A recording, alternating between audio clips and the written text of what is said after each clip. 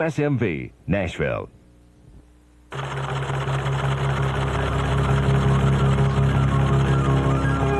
is NBC Nightly News with Tom Brokaw in New York, Roger Mudd in Washington, and commentary by John Chancellor. Good evening. The Capitol Hill investigation of sex and drugs, which had existed mainly in the congressional rumor mill, today took on the attributes of a serious and spreading scandal. And as Lisa Myers reports this evening, the inquiry involves both House and Senate. The investigation into narcotics trafficking centers on the offices of 2 senators and 10 House members. NBC News has learned that one congressional employee has told federal investigators that she delivered a quantity of cocaine directly to a congressman in his office in 1981. In the continuing investigation, federal authorities have subpoenaed Capitol Police Chief James M. Powell to turn over his department's records on drug use at the Capitol. Powell refused to confirm the subpoena, but promised to be fully cooperative with federal investigators. In addition, NBC News has learned that 5 House employees and 2 Senate employees have been subpoenaed to testify before a federal grand jury probing the suspected cocaine ring. At least 4 of the employees are to testify next week. Undercover agents have been operating on Capitol Hill for more than a year, and the investigation got a big boost on April 19th when police raided this home in an affluent section of Washington. Arrested in the bust, which netted 19.5 ounces of cocaine, were Robert A. Finkel, a former Senate elevator operator, Troy M. Todd Jr., a high school dropout, and Douglas W. Marshall, shown here as a House page, who later worked briefly in the congressional liaison operation of the Ford White House. Although charges against the 3 were dropped, Finkel is being held in protective custody by Drug Enforcement Administration officials, and the other 2 are central to the grand jury probe. Authorities believe Marshall ran a network of elevator operators, doorkeepers, and tour guides who allegedly delivered cocaine to congressional offices. Meanwhile, the FBI formed a special squad to investigate allegations of homosexual activity between congressmen and teenage pages. One former page, Jeffrey Opp, was interviewed by the FBI last week and gave impetus to the investigation of illicit sex. Opp's father said his son was not personally involved. You're not worried that he might be involved in the thing at all, are you, with the drugs or the... As far as him having taken them and then participated in the sexual activities, no. One congressman came forward after rumors surfaced that he was involved in the case. I've always been aggressive and upfront with what I believe in. And when I have people telling me that a whole series of false accusations are made against my character, frankly, it makes me mad as hell. That Craig felt compelled to react to reports from reporters that he was under investigation is evidence of the sheer panic that reigns in certain corridors of Congress. Lisa Myers, NBC News, at the Capitol. All the allegations, which still are uncorroborated, have set off 3 investigations: the FBI, the House Ethics Committee, and the Senate Sergeant-at-Arms, who supervises Senate pages. Only the FBI investigation is actually underway, and a spokesman there said today the allegations involve fewer than 6 people. Tom? The investigation into the death of John Belushi moved to Toronto today, where Los Angeles police want to question Kathy Evelyn Smith, who was with Belushi the night he died. She's quoted in the National Enquirer saying that she injected Belushi with a combination of heroin and cocaine. Los Angeles police want to question Ms. Smith, but they've told Toronto authorities not to treat her as a murder suspect.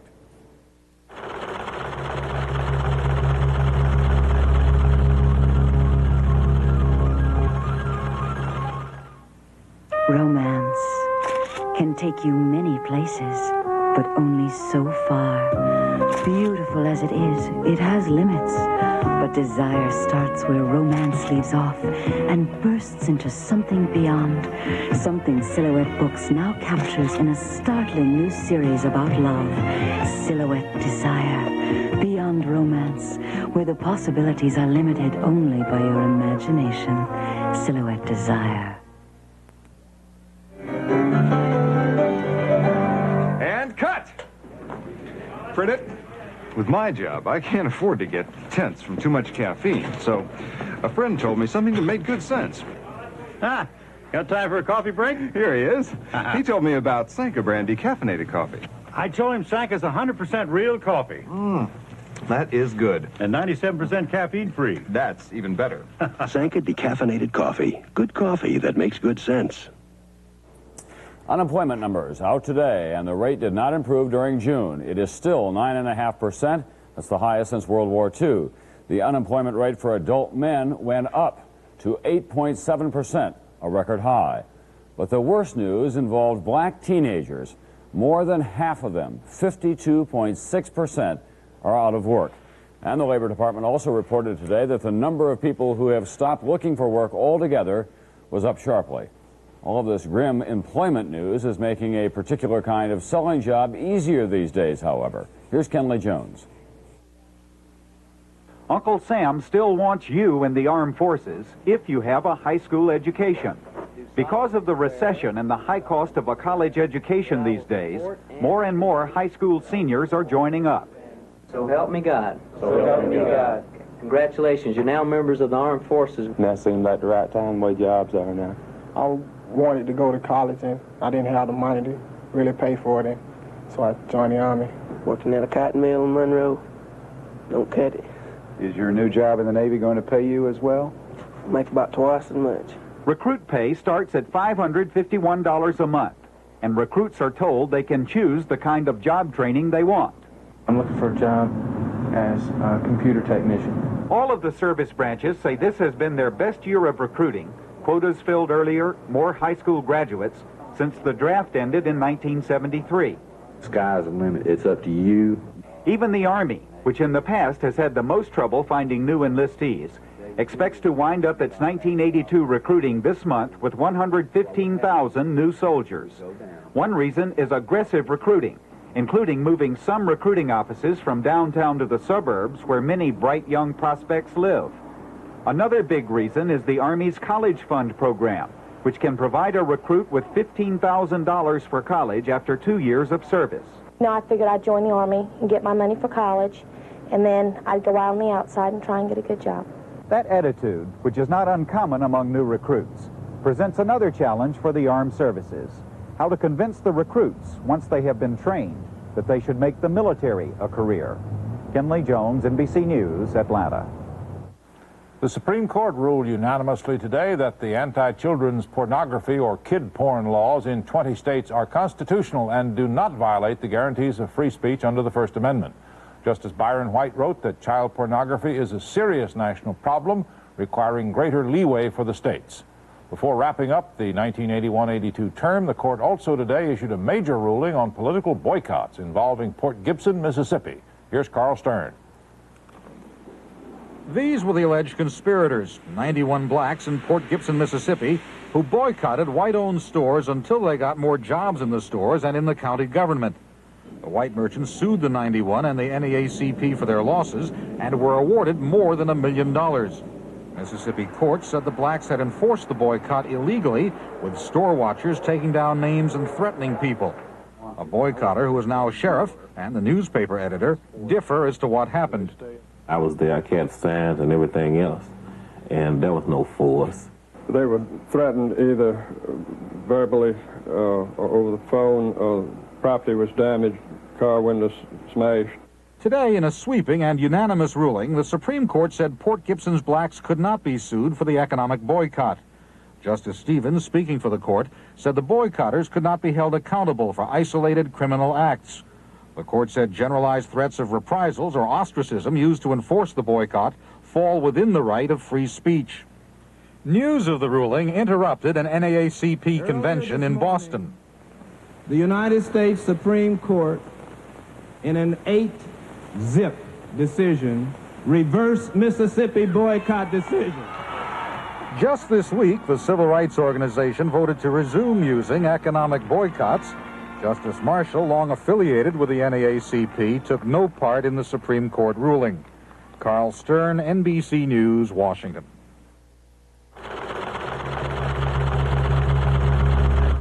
There's your refund. But sometimes you need more than a traveler's check refund. You say you also would like us to help cancel your lost credit cards. Yeah. And you'd like a temporary ID. Right. And you'd like us to cash a personal check for $200? Oh, exactly. Really? If you want the only traveler's check with 5 services to help protect your vacation, American Express is worth asking for by name. We should have asked for American Express. An Old Spice man always gets a warm welcome wherever he lands. Because Old Spice is the clean, fresh, masculine scent so many women love. So even if you love only one woman, you'll love Old Spice. The man scent so many women love. It's a problem of the 80s, occasionally taking your job to bed and not sleeping. I'm behind schedule. Introducing a sleep aid for the 80s, New Nitol. With DPH, it's fast and safe when used as directed. New Nitol helps make you drowsy, so you can fall asleep fast. When you take your job to bed, I'll never make my quota. reach for New Nitol with DPH and fall asleep fast. New Nitol with DPH, a sleep aid for the 80s. The Reagan administration says it's still on top of the Beirut crisis, although the country's big 3 foreign policy men are all on vacation. The president in California, the outgoing Secretary of State in West Virginia, the incoming Secretary in Massachusetts. Meanwhile, the beleaguered PLO waits in Beirut for another Israeli attack. Here's Jack Reynolds. For the second night in a row, Israeli jets swooped low over Beirut in a simulated air raid. They dropped flares. Sonic booms shattered windows. Palestinian anti-aircraft guns responded. Small arms fire broke out. People raced for shelters. These mock Israeli air raids, especially in neighborhoods like this one already demolished by Israeli bombs, have caused panic. The Israelis said again today that they don't want to invade West Beirut, but that they're running out of patience. They want the PLO completely out of the city and quickly. Otherwise, they'll come in. Israeli Defense Minister Ariel Sharon suddenly appeared this afternoon in East Beirut and in a hotel about 100 yards from the line that divides East and West Beirut, he made this statement. We came here only for one purpose, and that is to destroy. And take this world to destroy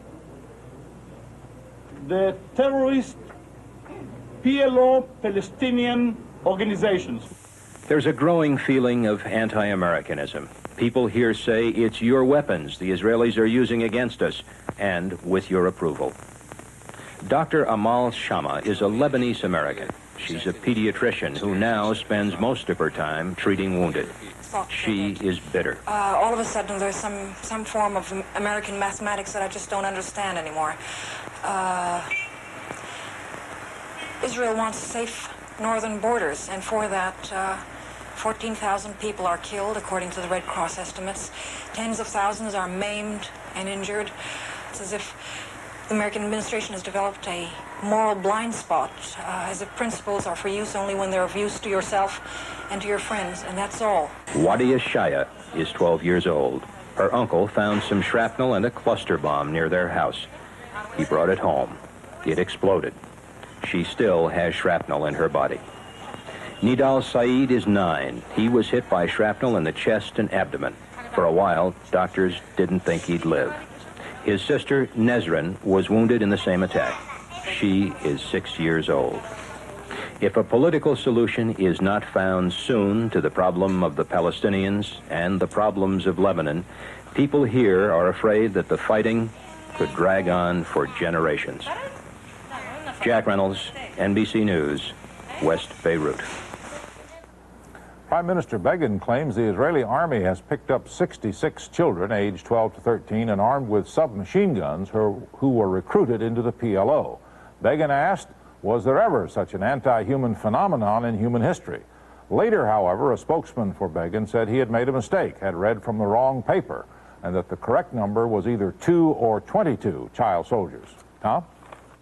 British war correspondents back in London and now free of military censorship say the British had major equipment problems in the Falklands War. 2 newspapers reported that British missiles didn't work, and at one point, British troops fired at one another in the dark, and British troops used discarded Argentine weapons because they were better than their own.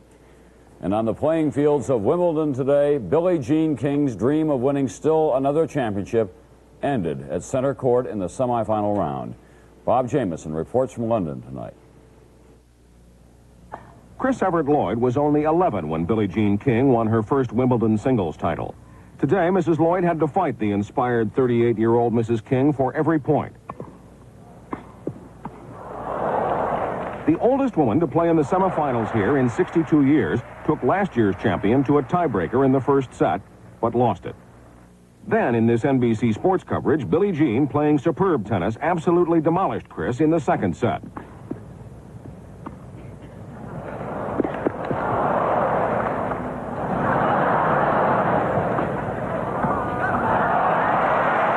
But in the final set, Chris regained control, and her steadiness neutralized Billie Jean's serve and volley game.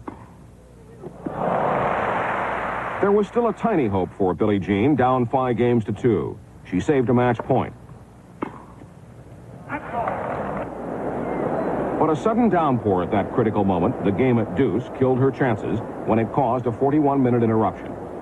It's just a pity when you have to keep coming off of the rain. You just lose all the feeling. And at my age, I don't like to cool down. I like to keep going once the blood's going and the circulation's going. But Chris was just too good in the end.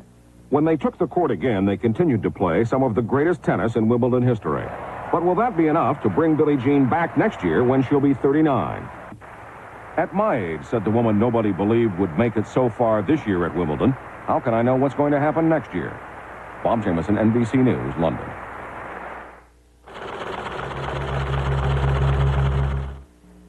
When you get it, itchy red skin. Get Cordaid, Cordaid. When you get it, darn bug. Get Cordaid, Cordaid. When you get it, oh, touch of poison ivy. Get Cordaid, Cordaid. Cordaid gently works with your body's natural defenses. It's all you need for the relief of dermatitis and other minor itches and rashes. When you get it, itchy eczema.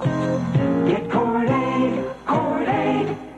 A word from your savings and loan. No one has to tell you your savings are safe here. I know it. You know it. Just the way we've always known it. And now, Congress has reaffirmed it by backing your federally insured savings and loan account with the full faith and credit of the United States. The full faith and credit of these United States. That says it all. Brought to you by your federally insured savings and loan.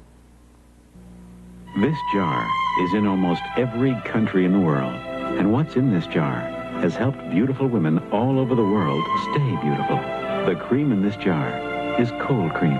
The name on this jar is Pond's Cold Cream. And what's in this bottle is the island secret of softer, younger-looking hands. Pond's Cream and Cocoa Butter Lotion with natural cocoa butter.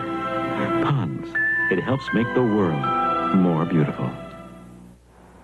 The increase in corporate mergers and takeovers has created a growth industry in Wall Street. It's called insider trading, and the Securities and Exchange Commission is making a major move against the inside profiteers. Business correspondent Mike Jensen has put together a special segment on insider trading. You'll see an orange ball back here very quickly, and then it is in powered flight. Thomas Reed was Secretary of the Air Force under President Ford. About a year ago, according to the government, Reed got a hot tip from his father, a director of a big mining company called Amex, about a possible Amex merger.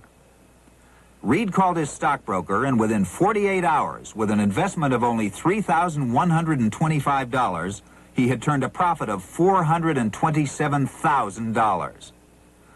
The Securities and Exchange Commission noticed unusual trading activity, investigated, took Reed to court, charged him with fraud, and made him give the money back. It is a little cold back here. Hot tips come in all sizes and shapes. When Johnny Carson was thinking about buying the Aladdin Hotel in Las Vegas in partnership with the National Kinney Corporation, according to the government, he told his wife Joanna about it, and she tipped off her brother Peter Ulrich in Buffalo, and an attendant at her exercise parlor in Beverly Hills named Emily Johns.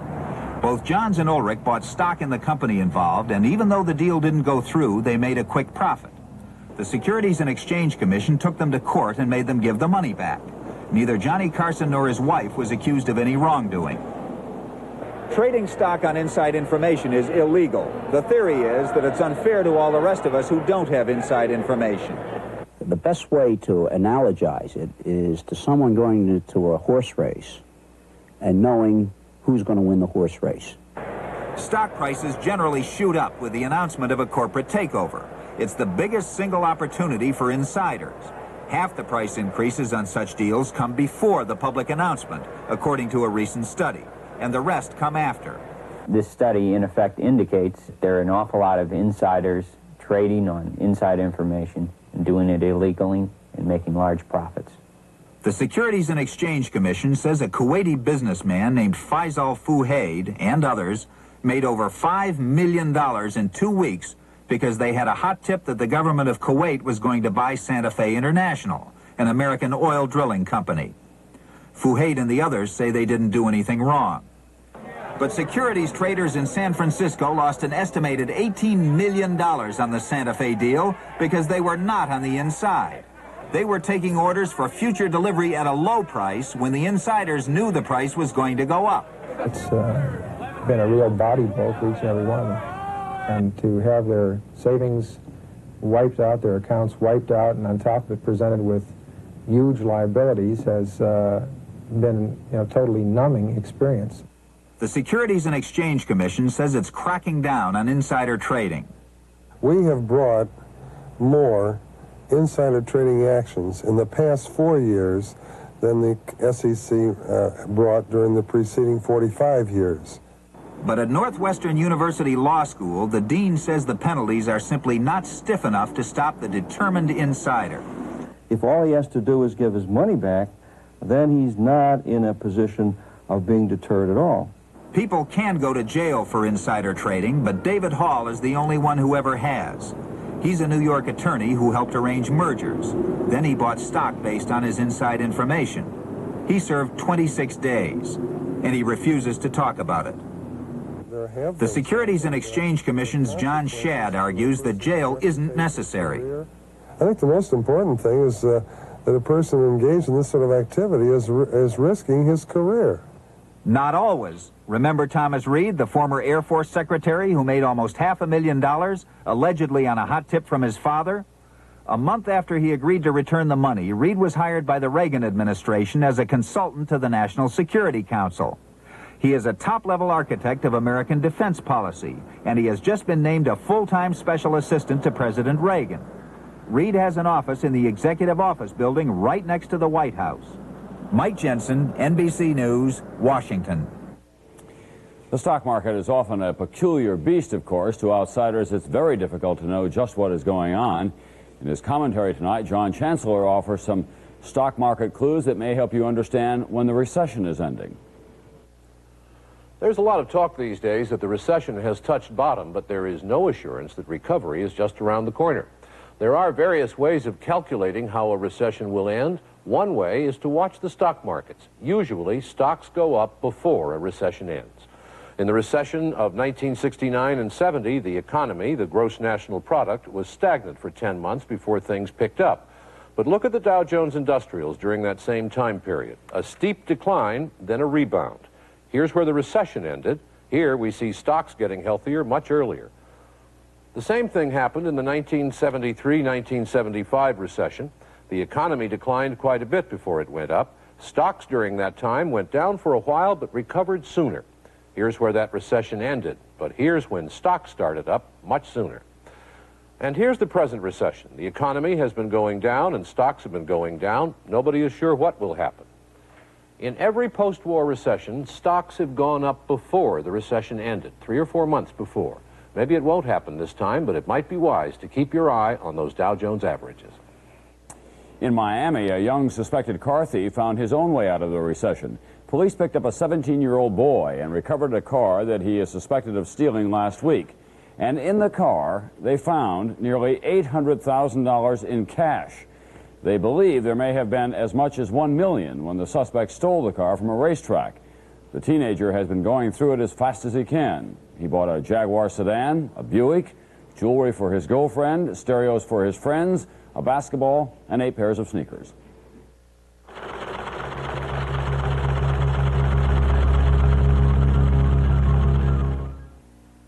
Mr. Columbus, traveling far? To the New World. Loaded with gold, huh? Too risky. We carry Bank America traveler's checks. World money. Bank America traveler's checks? Bank America. In leading world currencies, accepted in over 160 countries. And if they're lost? Lost? Never say lost. Besides, they're refundable in 40,000 places around the world. It is round, you know. Bank America traveler's checks. Tell the truth. Did my costume look dumb tonight? Of course not. Why would you ask a question like that? Coffee?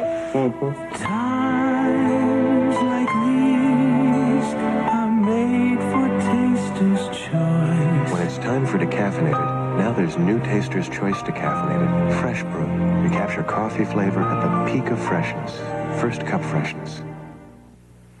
Chevy says blow away everything you know about pickups. When you compare standard S10s and Dodge Ram 50s, Dodge blows Chevy away. Ram 50 gives you 500 pounds more payload, more pulling power, and new Power Ram 50, Four-Wheeler Magazine's four-wheel drive truck of the year. Dodge trucks are Ram tough. Now, Ram 50 prices start at $59.87. What's more, Dodge gives rebates on all pickups, full size and compact, from $300 to $1,000 depending on model. Your dealer has details. There's a special corner of show business in which a beguiling fantasy world is created with a few movements of the hand, some tiny costumes, and some unlikely but delightful characters. And the folks who work in that special corner have been meeting in Atlanta this week. Bill Schechner was there. Oh, he's very vulgar. He said you're a soft touch. Believe it or not, this is a convention. There's considerable action out there on the floor. Let's listen to the delegates. Can I give you a kiss on the other cheek?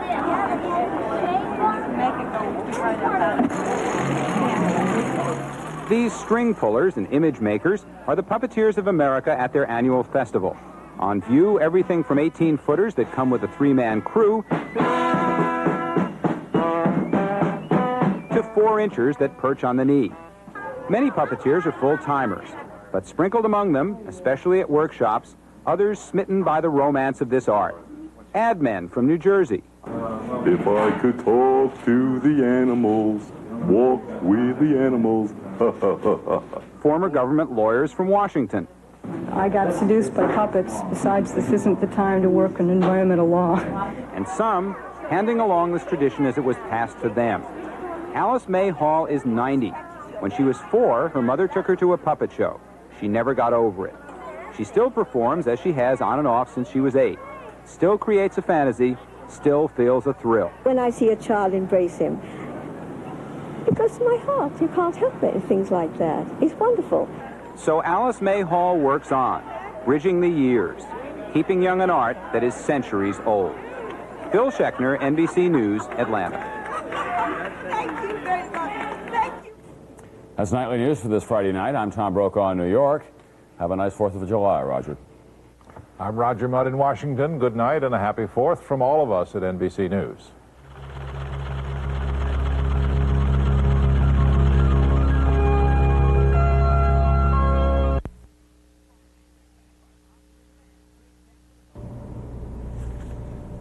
Coming up in just a minute on the scene at 6, the latest statistics show murder in Nashville is down compared to this time last year. And according to police, a fatal shooting early this morning that led to the wounding of a Metro police officer is a prime example of the type of murders that take place in Nashville. Also in the news tonight, NLT and American General officials are talking merger instead of takeover. And Sharon Puckett will talk with Vicki Lawrence and Ken Berry, the stars of the new NBC series Mama, to air this fall. These stories and more news coming up on the scene at 6. Fred's, your key to bringing forth savings at your picnic. Load your holiday table with these bonus buys. Star-Kissed Chunk Light Tuna, the 6 1/2 ounce size. A big 32 ounces of Vlasic Hamburger Dill Chips. Lay's 8-ounce potato chips. Package of 100 paper plates. Or Fred's heavy-duty aluminum foil, 37 1/2 square feet per package. Your choice.